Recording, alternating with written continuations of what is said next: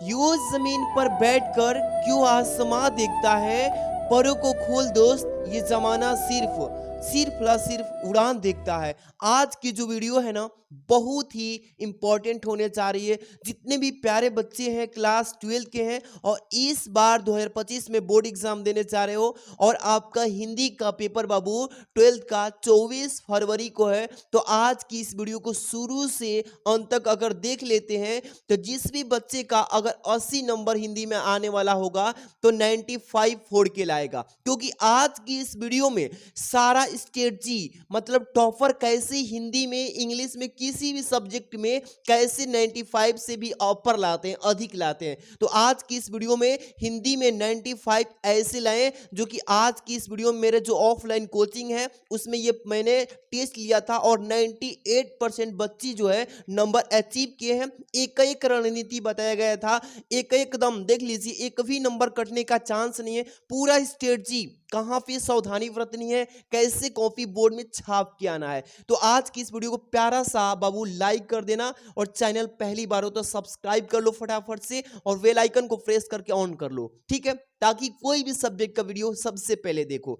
चलिए, सबसे पहले यह गलतियां मत करना जो कि आज की इस वीडियो में हम कहीं भी बताने जाएंगे, वरना नंबर बाबू कट जाएगा। तो एक एक चीज को सीख लो इस वीडियो में, कहां पे सावधानी बरतनी है, कैसे कॉपी लिखना है। लाखों तैयारी कर लो, कॉपी प्रेजेंट करने का तरीका मालूम नहीं है, अच्छे से नहीं लिख पाते हैं, तो वहां भी नंबर कटने का मैटर होता है।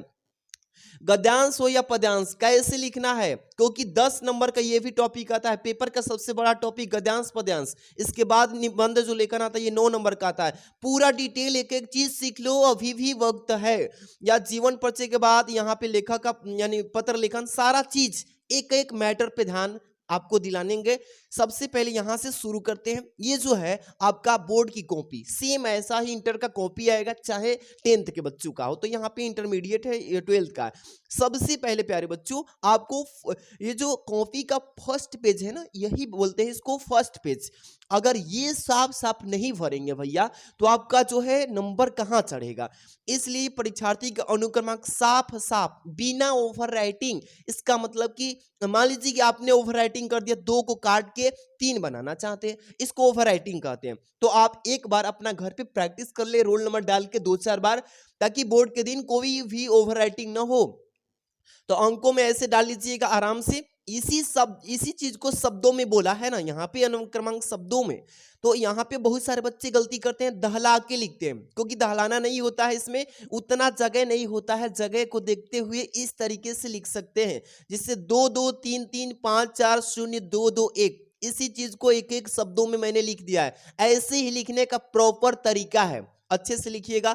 यहाँ पे तीसरा नंबर विषय एवं प्रश्न पत्र, हिंदी का पेपर है तो हिंदी लिख लेना, इंग्लिश हो, फिजिक्स, केमिस्ट्री, बायो, किसी भी सब्जेक्ट का हो, यहाँ पे विषय लिखिए। प्रश्न पत्र आपका 12th का पेपर है, केवल एक ही पेपर होगा, चाहे हिंदी हो चाहे इंग्लिश, तो केवल आप यहाँ पे लिख दीजिएगा, क्या लिखेंगे, केवल।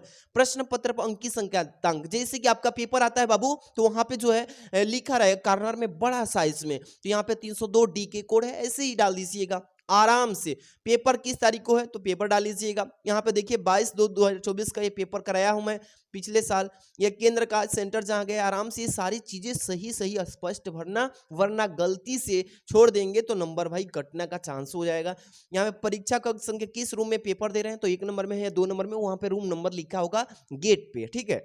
इसके बाद कक्ष निरीक्षक का पूरा हस्ताक्षर, जो एग्जामिनर चेक करके गार्डिंग लेता है ना, वो चीजें यहाँ पे अपना पूरा साफ साफ देखेगा कि सही भरे हो या गलती, और तब जाके सिग्नेचर वेरीफाई करेगा। इसके बाद डेट डालेगा, हाँ किस तारीख को पेपर है। ये चीजें आप साफ साफ पहले काम करेंगे, इसके बाद से स्टार्ट करेंगे बाबू यहीं से। अब देखना बाबू, आपका जो पेपर आता है ना, वो आपका हिंदी का 2 खंडों में रहता है। सबसे पहले बहुत सारे बच्चे क्या करते हैं कि बिना खंड डाले हुए प्रश्नोत्तर संख्या डाल देते हैं, तो ये गलती आपको नहीं करना है। सबसे पहले क्या करना है कि पहला खंड स्टार्ट करेंगे, तो यहाँ पे खंड क लिखेंगे, ठीक है। और अगर ख करना चाहते हो ख भी कर सकते हो, लेकिन खंड वाइज करना है क्वेश्चन। अगर खंड क की कर रहे हैं ना तो खंड क के जितने भी प्रश्न है सभी खंड क में ही करना है। ख के स्टार्ट करेंगे तो ख में ही करना है, ये ध्यान रखना।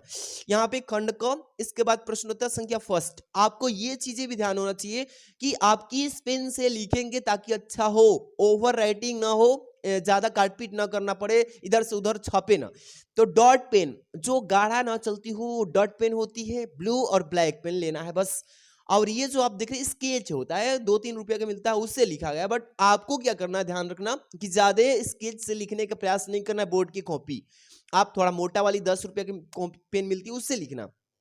लेकिन फॉर्मेट समझो बाबू। प्रश्नोत्तर संख्या पहला में विकल्पिक 5 आते हैं, ये गद्य साहित्य से। आराम से क का सही है दूसरा विकल्प तो दूसरा ऐसे लिख लेना, ख का चौथा विकल्प सही है तो यहाँ पे विकल्प उतार दिए। इससे पांचों क्वेश्चन कर लेंगे तो इसमें एक भी नंबर कटने का चांस नहीं होता है, क्योंकि बहुविकल्पी में कैसे बना ही नहीं सकते हैं ना कि इधर से उधर बनाएंगे तो नंबर कटेगा। इसमें क्या है कि सटीक आंसर देते हैं और सटीक नंबर पाते हैं, इसलिए 5 नंबर यहाँ से मिल गया बच्चे का। आराम समझिए बाबू। प्रश्नोत्तर संख्या 2, ठीक है, इसमें क्या है कि इसमें पद साहित्य से 5 वैकल्पिक क्वेश्चन आते हैं। ऐसे ही क ख ग घ ङ जितने भी वैकल्पिक सामने वाला इस तरीके से छाप देना, इसमें भी 5 नंबर। यहां समझिए ना कि पहला प्रश्न दूसरा से आपका 10 नंबर कंफर्म हो गया, क्योंकि इसमें नंबर कटने का चांस नहीं होता है, क्योंकि सटीक आंसर आपको पता होना चाहिए। ठीक, अब हम चलते हैं यहां से आगे जो है प्यारे बच्चों, यहां से प्रश्नोत्तर संख्या 3 जो कि गद्यांश है। मैंने बोला था आपको ना पहले ही कि गद्यांश कैसे लिखना है उचित तरीका से पद्यांश, ताकि 10 में 10 पा जाए आप।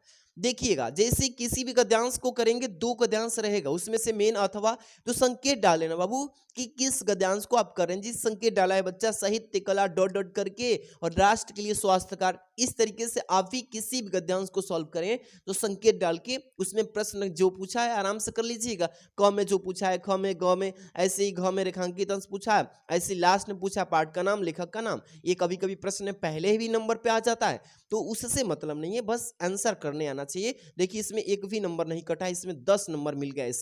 इसका मतलब कि आप भी ऐसे लिखेंगे, एकदम बेस्ट तरीका यही है बाबू। ठीक है, इसके बाद आपको हम लेकर चलते हैं गद्यांश पे। ठीक है, सॉरी पद्यांश पे। प्रश्नोत्तर संख्या 4 में आएगा बाबू। और देखिए संकेत जो है इसमें भी डाल लेना। कहते आए थे डॉट डॉट करके एक अभाग्नि रानी, इस तरीके से संकेत जब डालेंगे, जो एग्जामिनर होगा कॉपी चेक करेगा, वो तो समझ जाएगा कि हाँ ये जो बच्चा है दोनों पद्यांश में से कौन सा पद्यांश सॉल्व किया है।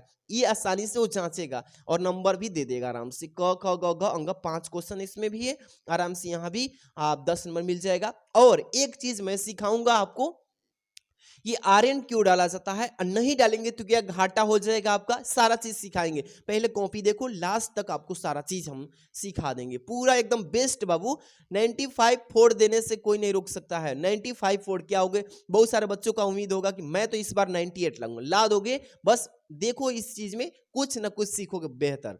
इसमें आपको दोनों साइड कॉपी लिखना है। देखो मैंने एक साइड इसलिए नहीं लिखा बाबू, क्योंकि मैं दोनों साइड अगर लिखवा देता बच्चे से तो वीडियो बनवाना था, तो इस साइड वाला जो है छप जाता तो अच्छा नहीं आता वीडियो कंटेंट। इसलिए मैंने सोचा कि बोला कि बच्चे से कि एक साइड आप लिख लो, क्योंकि बच्चों को वीडियो देना है। तो आप लोग दोनों साइड बोर्ड की कॉपी में लिखना, एक साइड नहीं, दोनों साइड अच्छे से। ठीक, अब यहां से स्टार्ट होता है आपका लेखक का जीवन परिचय। जैसे प्रश्नोत्तर संख्या 5 के फर्स्ट नंबर विकल्प पे प्रोफेसर जी सुंदर रेड्डी का लिखा गया इसमें। ठीक है, तो जीवन परिचय अच्छे से ऐसे लिखना बाबू।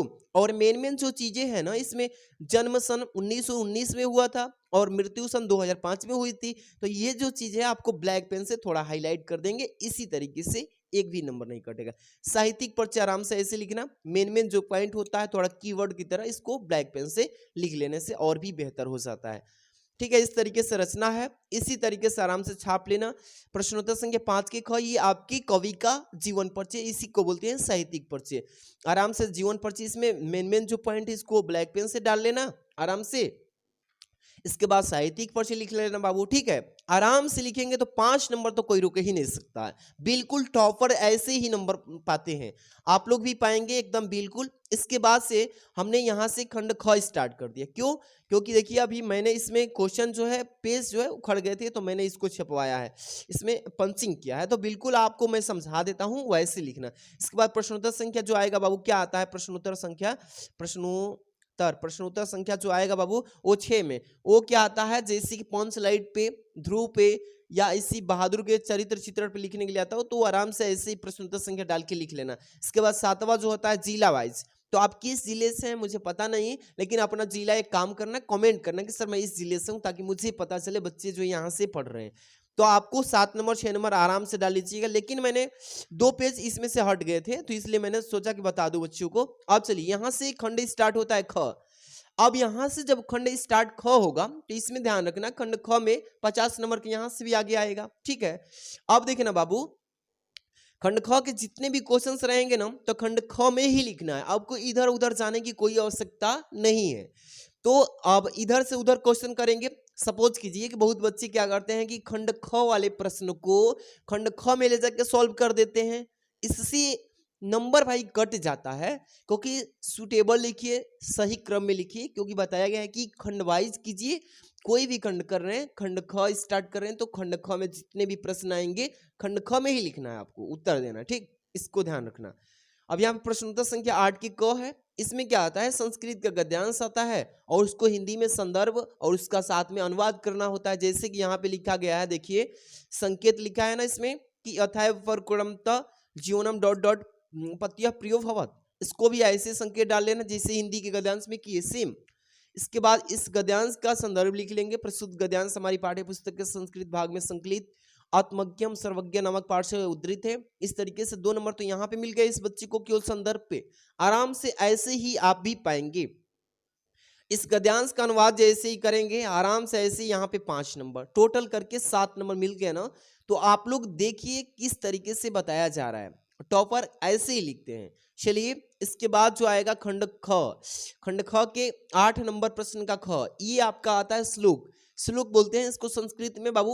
ये जो है 7 नंबर का ये भी आता है, जैसे जयंती ते, यहाँ पे संकेत डाल दिया हूं और यही है आपका श्लोक। इसमें क्या है, इसका संदर्भ लिख लेंगे आराम से इसी तरीके से। और बहुत बच्चे क्या करते हैं कि संदर्भ में ये ब्लैक पेन का यूज नहीं करते हैं, तो थोड़ा सा प्रभाव पड़ता है भाई, 1-2 नंबर इधर उधर हो सकता है, बट प्रॉपर वे मेहनत करके सबसे आगे जाना है। तो आप लोग सही प्रयास कीजिए, अभ्यास कीजिए, घर पे कॉपी लिखने का प्रयास करें, कहीं से मार्केट से कॉपी खरीद लीजिए और अपने से प्रैक्टिस कीजिए कि 3 घंटे में मैं पेपर सॉल्व कर पा रहा हूँ कि नहीं। प्रैक्टिस कीजिए, 4 घंटे भी लग रहे हैं तो धीरे धीरे ज्यादा अभ्यास करेंगे, 3 घंटे के अंदर में आ जाएंगे। प्रैक्टिस के बिना नहीं होने वाला है। आराम से इसका अनुवाद कर लेना, ठीक है, हो जाएगा 7 नंबर। देख रहे हैं ना। इसके बाद यहाँ पे क्या है प्यारे बच्चों, प्रश्न उत्तर संख्या 9 का क। जैसे यहाँ पे आपका मुहावरा लोकोक्ति आता है ना, जैसे कि 9 के क अपने पैरों पर खड़ा हो जाना, इसका अर्थ लिख देना है जैसे स्वावलंबी होना, और इसका वाक्य प्रयोग जैसे यहाँ पे कर दिए तो एक एक करके 2 नंबर यहाँ से मिल जाएगा।